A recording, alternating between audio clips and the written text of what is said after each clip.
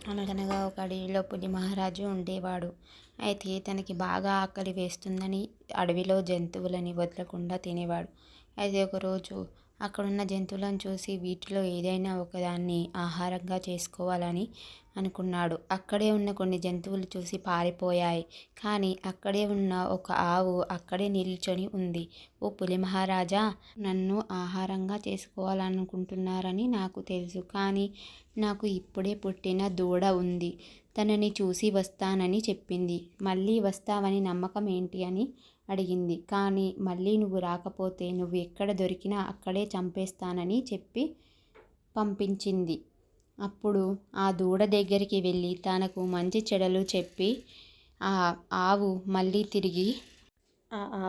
తిరిగి పులి వద్దకు వెళ్తుంది. అయితే ఆ పులి చూసి, నాను కానీ వచ్చావు, నిన్ను ఆహారంగా తినాలని నాకు లేదు.